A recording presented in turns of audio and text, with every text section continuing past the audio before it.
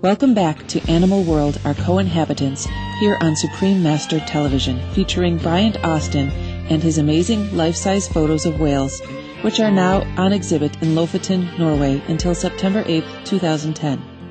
These photos reflect Mr. Austin's hope to inspire people to save the world's dwindling population of whales.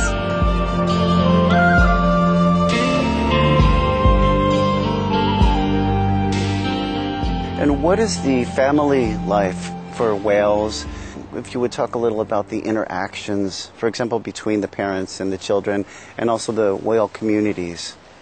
Whale communities, whale social biology has only been studied for the last 40 years, so there's still a lot that isn't known. And I'm particularly fond of the sperm whale, and they're a lot like elephants, and they're matriarchal, and so the mother leads the group, the family, and they develop very slowly. The young will stay with the mother until they're about 11 years of age, and then they eventually will go on their own and form bachelor groups with other males, and then the males become solitary animals. They can live to be 80, so they're very much like us, but they're aquatic and still a mystery.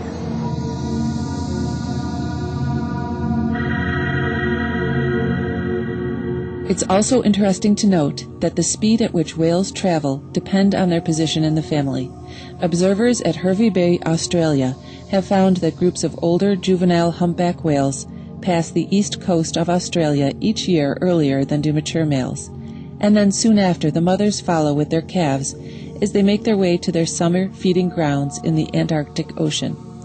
And regarding migration back to the north, blue whales have been known to send off the older and pregnant whales first, with the father whales staying behind with the older juveniles until they're ready to migrate.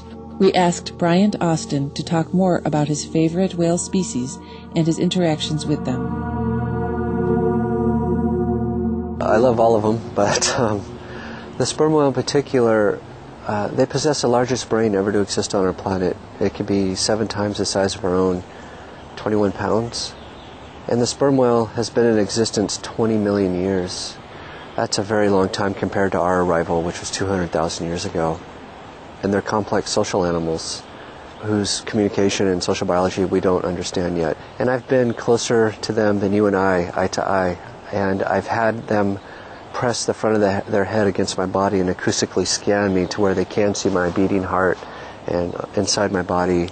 And then they would lean over to the side and move forward so their eye can meet mine. And there's something there. And the thought of never knowing what's there and losing that in this century is a devastating thought. It's one of my motivations to share them worldwide.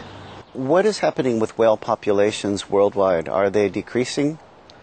Some are decreasing, some are on the brink of extinction and may disappear in this century for the first time in recorded human history. Others are stable, but they face a lot of uncertainty with climate change, with fisheries on the brink of collapse, in the next decade. There's a lot that remains to be seen, a lot we don't know what will happen. Whaling is the primary reason we have so few whales. In the middle of the last century, within the span of maybe 2 human generations, we decimated most large whale species, anywhere from 20 to 2% of their original population. So there are very few remain, and those few now face even far more difficult issues threatening their environment. You look at the gray whale, the western North Pacific gray whale, that travels through Japan and Russia, there are only 100 left, and they may go extinct. The gray whale is one of the oldest living mammals alive today. That population could go extinct in this century easily. A distressing occurrence that is sometimes seen is whales beaching or stranding themselves on land. What causes them to take this drastic action? We asked Mr. Austin for his perspective.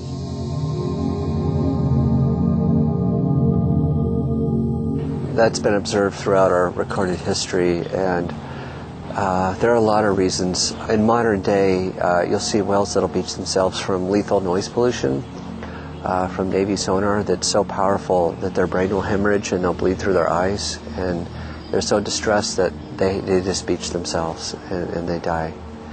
There are other reasons too that we don't really understand.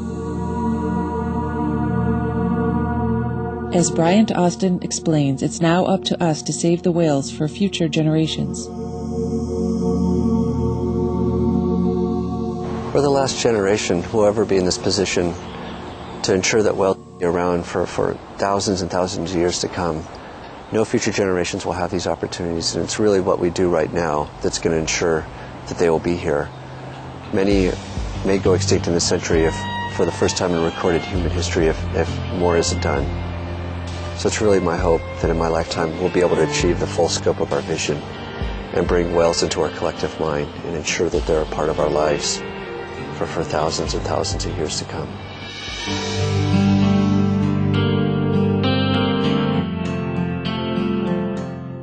Thank you, Mr. Bryant Austin, for taking the time and effort to speak to us about your unique whale photography. The images you have taken are uplifting and beautiful. For more information on Bryant Austin and his life-size whale portraits, please visit www.studiocosmos.com or www.mmcta.org. To view a short film in the eye of the whale, please visit vimeo.com/7173679. Please join us tomorrow on Animal World, Our Co-Inhabitants, for the second and final part of this series.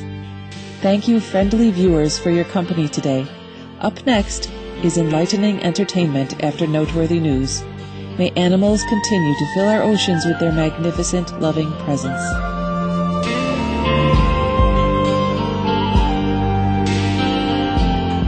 For more details, please visit www.suprememastertv.com/AW.